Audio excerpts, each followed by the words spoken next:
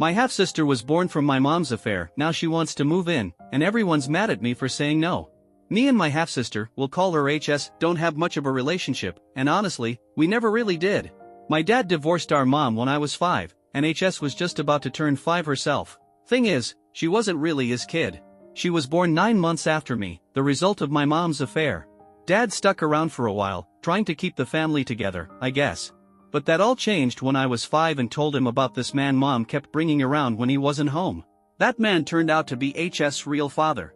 After that, Dad gave Mom the house in exchange for getting his name taken off HS' birth certificate.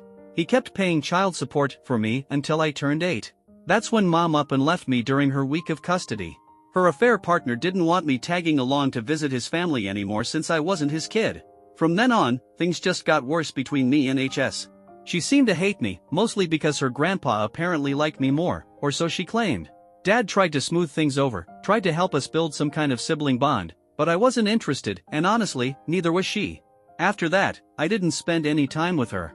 She'd even go around telling people she didn't have a sister. So I stopped claiming her too. Now here's where I could use some advice. The day I made this account, I got a call from HS. No idea how she even got my number, but she was crying her eyes out, saying our mom kicked her out and wanted nothing to do with her now that she's married to some guy, don't even know his name. I didn't say much, just hung up. Next thing I know, she's blowing up my phone with texts, saying she really needs her sister's help. Said she had nowhere else to turn, her dad cut her off a while back, and no one was willing to come pick her up. She lives 6 hours away from me, which isn't that hard to figure out, seeing as I live next door to my dad. I felt torn, I really did. But when she called again, I told her straight up, we're not sisters, and I'm not driving 6 hours to get her, and I'm not offering her a place to stay either. Then I hung up again. I blocked her number after that. But she kept calling me from different numbers, and now I've got folks from Mom's side of the family texting and calling me, saying I'm a terrible sister and should be more understanding. They keep throwing it in my face that I was once the kid who got kicked out too. And maybe they're not entirely wrong. I'm trying to figure out if I'm the one being cold here, or if I should have handled it another way. One commenter said something that stuck with me about not acting the same way HS did. And honestly, if this had happened a few years ago, I might have helped her. Back when we were kids, I figured she was just echoing whatever her parents said. But we're both 25 now. And I just can't wrap my head around why, after nearly 2 decades of no contact, I'm suddenly the one she turns to. I do regret what I said when she was crying and already in a bad place. That part nags at me. But the truth is, I barely know her anymore. She's as much a stranger to me now as she would be to anyone else reading this. As far as I can tell, nobody's stepping up to help her. Most of the people messaging me are folks I haven't spoken to in years. My grandma, who's the only one I've stayed in contact with, said her house is full right now. And since I technically live alone, she thinks I should help HS just because family helps family. But again, I don't know this girl. Not really. Update, they dropped her off at my house. 4 days ago, I made this account, thinking about whether I was being too harsh. HS had called me crying, saying our mom kicked her out and she needed her sister. I hung up on her. When she kept calling and texting, I told her again, we're not actually sisters, and I wasn't driving across the state to get her, and I sure wasn't offering her a place to stay. After that, my phone didn't stop ringing. Mom's side of the family lit up my inbox with calls and texts. The only one I still talked to, my grandma, basically begged me to be a good sister and let HS crash at my place. She even gave HS my number and told her I had my own house. Eventually, I blocked everyone. I told my grandma, this isn't the same situation as when I got abandoned, but no one seemed to care. For a little more backstory, HS and I are exactly 9 months apart. She's the product of an affair. My dad stayed with our mom until I told him about the other man she kept sneaking around with. That was HS' real dad. Dad divorced our mom after that and gave her the house in exchange for removing his name from HS' birth certificate. When I was 8, Mom abandoned me during her custody week because her boyfriend didn't want to bring along a kid that wasn't his to his family holiday. After that, my dad got full custody. He tried to keep things civil and give me some kind of relationship with HS, but she was basically a mini version of her dad, always cold to me, never treated me like family. I didn't enjoy being around her, so eventually Dad stopped pushing it. Not long after, Mom, her boyfriend, and HS moved away. Mom had been working in childcare, but she lost her job. Turns out people don't want to hire someone to watch their kids when they've abandoned their own in the middle of the night. I haven't laid eyes on HS in 17 years. I didn't even know what she looked like anymore until today. I got home and there she was, sitting on my front porch with a suitcase. I'm guessing Grandma dropped her off, because a car pulled away just as I pulled into the driveway. I didn't even get out of the car. I was too mad to move. Still am, honestly. HS came over, knocking on my window, crying and saying she needed me. She said Mom had been terrible to her dad stopped talking to her, and now Mom's new husband doesn't want her around either. I live right next door to my dad, so I called him and told him what was going on. I asked what I should do. Dad told me to stay in the car and call the cops, say I had a trespasser. So I did. When the police arrived, HS tried to say I had agreed to let her stay. Claimed I was leaving her homeless. But I showed them the text messages, the ones where I clearly and repeatedly said no. Not once did I say she could stay. Not do you have room, not can you help her, nothing like that. Just me saying no, over and over again. Then blocking people. When HS kept insisting to the cops that we were sisters, I finally just told them straight I haven't seen this woman in 17 years. I don't know her. I couldn't even tell you what she looked like until today. We're not family, not really. All we share is a biological mother, and even that doesn't mean anything to me. I was so frustrated that I ended up unblocking my grandmother just to give her a call. Didn't even get to say a word before she snapped at me. She yelled, "Look, I love you, but you need to get over this. She's your family and she needs you. I told your father he'd raised you wrong if you turned out this selfish, and you clearly have, because she's going through the same thing you went through." Then she hung up. I told the officers they could either take HS to a shelter or book her, I didn't care which. I just wanted her off my property. They took her, and now I'm sitting on my dad's couch, still trying to process what the hell just happened. My dad doesn't want me staying at my place alone right now, just in case they come back. And I'm so mad. I just don't understand how we got here. After 17 years of zero contact, how am I suddenly the bad guy? The only time I even talk to my grandmother anymore is on holidays. I don't know most of the aunts, uncles, or cousins who decided to blow up my phone with guilt trips. But apparently, because my birth mom pushed me out of her body, I'm supposed to jump every time they say so? I'm 25 years old. My whole life, it's been just me, my dad, and my dad's side of the family. My birth mom and her family haven't done a damn thing for me. Not one of them even knows when my birthday is. Even my grandmother gets it wrong and sends a text on the wrong day, never a phone call either. If HS really needs help that bad, then one of them should help her. I don't know her. And I don't know any of them either. Why would I let a stranger move into my house?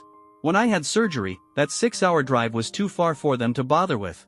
But now it's magically not too far when it comes to dropping someone on my doorstep? Update 2, they really dropped her off. So last night, or technically early this morning, I checked the camera footage. Turns out HS and my birth mom's mom were snooping around my property. They were looking under the welcome mat, flipping rocks, peeking in the mailbox and flower pots, probably hoping to find a spare key. Joke's on them, I don't keep one outside. The only people with keys to my house are my dad, my grandmother on dad's side, and my grandpa. After seeing that, my uncle came over and did a full overhaul of our security setup. Now we've got motion sensor cameras that send alerts straight to our phones. We also installed Ring doorbells on both the front and back doors. All the new cameras are better hidden too, and they have way more features. While my uncle worked on the system, I went down to the police station with my grandpa. HS had been booked for trespassing, but they didn't hold her long. BM's mom came and picked her up. They're still clinging to the lie that I invited HS to stay, and they gave statements to back that up. I don't know how that's going to play out yet, but I'm doing everything I can to protect myself and my dad's place. HS doesn't have any kind of criminal record, so this trespassing thing is her first official offense. I'll be honest, it sounds awful to say this, but I was kind of hoping she had done something before. A few people in the comments said that would have made it easier to get a more permanent no-contact order. BM's mom, though? She's got a record, harassment, trespassing, and even domestic violence. I made sure the police knew about that too.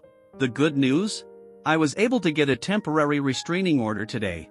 I handed over all the camera footage, printed out the texts, put them on a USB, and gave a full statement. They even called a judge to get the restraining order issued. We talked about next steps, self-defense, possibly getting a gun, upgrading my home security. I was nervous and just kind of talking nonstop, because that realization hit me hard. They know where I live. And now I know they're willing to make that long drive just to harass me and try to force their way into my life. Even though I blocked them, the texts and voicemails haven't stopped. I've just muted the notifications. Some of them are direct threats, some are more subtle. But BM's mom is absolutely relentless. She keeps saying that since I live alone, have a steady job, and no kids, I will be the one to take HS in. She said if I don't, she'll give me the ass whooping my dad should have given me. HS herself left one voicemail saying she was coming over later, because that's what family does. When I didn't respond, she fired off a bunch of texts saying I need to be more understanding, that she's struggling, and she's moving in for at least a week, just long enough to get on her feet. But like I said earlier, 7 days is all it takes for someone to get tenant rights here. Not happening. Additional clarification, for anyone asking about the age gap, I was born February 1st, HS was born November 29th. I say exactly 9 months just to keep it simple, not counting weeks or days. I only brought it up because I thought it helped people understand why we have no bond, we're the same age, but we never grew up together. I don't know if she was born early or not. Never asked. Some folks have asked if I hate her. Others say I sound bitter about things that happened when we were kids. I'll be honest, I talked about this in a comment earlier. A few years ago, I probably would have helped her. Back then, I believed HS was just parroting her parents and didn't know any better. I don't blame her for mom abandoning me. But come on, it's been 17 years. We've both been legal adults for 7 of them. If she wanted to reconnect, she had plenty of time to reach out. She never did. In fact, she told people she didn't even have a sister. And to be fair, I didn't reach out either. I moved on. I spent years in therapy working through all the abandonment, the rejection, the silence from that whole side of the family. Now, out of nowhere, she's trying to bulldoze her way into my life.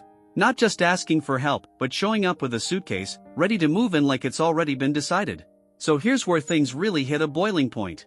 HS let herself get driven 6 hours to my house, sat out on my porch for a full 30 minutes, and then lied to the cops all after I told her no, more than once, and made it clear. She never once claimed me as her sister before. Not until she needed something. And now she's trying to wedge herself into my life, clinging to the idea that we're family. I don't hate her. That would take too much effort. But yeah, I do resent her now, her grandmother, and the rest of that side of the family. I was ignored for years. Not a text, not a call, not a single invitation. And now, I'm the bad guy because I won't let a stranger move in and disrupt my life. Worse than that, I don't even feel safe in my own home anymore. All because HS and her people can't handle the word no. This isn't just about my mom's affair. It's about HS and her side of the family violating my boundaries, dragging their chaos into the one place I should be able to feel safe, my home. The past plays a role in my resentment, sure, but it's not the root of the issue. I haven't seen or spoken to HS in 17 years. I didn't even know what she looked like until a few days ago. But suddenly, we're sisters again, because she's out of options? Yeah, I resent that. I really do. I'll be honest though, I feel validated in the decisions I made. Posting here, asking for advice, listening to my dad and the attorney I consulted, they all said the same thing as many of you did. That I did the right thing. Unblocking and muting the calls and texts to collect evidence. Calling the police and showing them the messages. That was huge. Because just her being on my porch could have worked against me if I wasn't clear about not inviting her. Handing over that camera footage of her and BM's mom trying to find a spare key? Also a smart move. Upgrading my security, asking about self-defense options, and even expressing my interest in legally getting a firearm. It all shows I don't feel safe, and that HS is the reason for that. And I don't. I really don't. So thank you. Thank you to everyone who offered advice, support, and a sense of calm when I was spiraling. If they show up again like they said they might, I'll set off my security alarm and call the cops. No hesitation. Quick edit from a comment I made earlier, the temporary restraining order hadn't been officially served yet when I posted my last update. Turns out, they were found at a hotel not too far from my place. My neighbor spotted them, called the cops, and they were finally served. Update 3, from a concerned cousin. So, one of HS' cousins went through the initial wave of messages I'd muted without reading and found something that, well, filled in a lot of blanks. Let me break it down. HS' father, the affair partner, cut her off when she turned 20. Financially and emotionally. Apparently, she kept her mom's affair with some guy we'll call Rando a secret. After that, her dad stopped paying her tuition and left her to figure things out on her own. She has no real work history, and a month ago, her mom kicked her out because she'd been sleeping with Rando. One of his sons, who just turned 18 2 months ago, said something, and BM found out. HS came home to find her stuff on the curb and the locks changed. Police weren't involved. BM told the whole family, warning them to keep their kids safe and protect their marriages. HS claims she only slept with the guy once on his birthday, but BM swears he was still underage when it happened. Asterisk now, the family is panicking. They don't want her, but they also don't want to be the ones to abandon a pregnant woman, because yes, HS showed a positive pregnancy test to her grandmother. Asterisk no one else has seen proof. And apparently, HS has a history of lying. According to the cousin. Asterisk she's couchsurfed with people who don't have kids. Asterisk she's borrowed cars without permission. Asterisk she's pawned off expensive items. Asterisk she's begged for money, saying it was for job interviews and travel only to blow it on pricey baby clothes and mom stuff. Asterisk when people try to remove her from their homes, she lies to the police. One time, she even got someone arrested by falsely claiming sexual assault.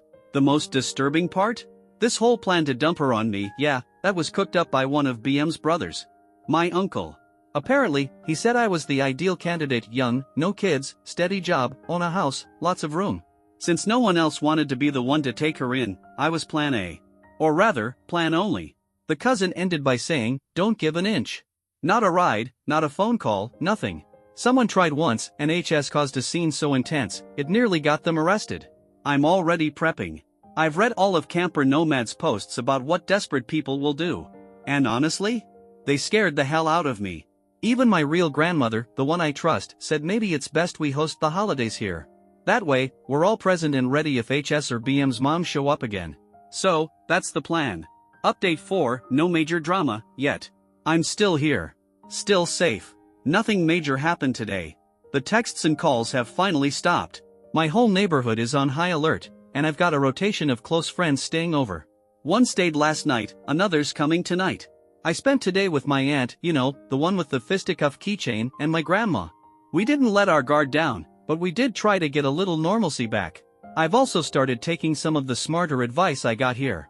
First, I'm putting together an info binder. My aunt suggested I transcribe all the saved voicemails, so I'll be doing that today. Everything else, the screenshots, messages, footage, has already been saved to a USB. But adding those transcripts is a good step. Second, I started journaling. Every single day, even if nothing happens, I write it all down. Where I went, who was around, anything unusual. I already record when I leave and return home. As for the house? It's locked down. Literally. The screws on the doors were upgraded the day I moved in. All my windows were replaced when I bought the place. Impact glass, super tough to break. My uncle helped me set it all up. He's always been big on home security, and even though I live next door to my dad, he never stops reminding me I'm still a woman living alone. Can't be too careful. Honestly, I feel a little more at peace now. Not relaxed, but steadier. Your advice helped me keep my head on straight. If someone else is dealing with anything like this, I hope this story and all the suggestions from the comments can help them too. As for the holidays, I canceled and refunded my travel plans. Got travel insurance, thank God. My neighbors offered to keep an eye on the house, but I'd rather just be here. I want to be present in case something happens. So this year, I'm hosting Thanksgiving and maybe Christmas, too. My grandma suggested it, and she's actually getting excited about decorating. So that's something good. Something normal. Thank you again, truly.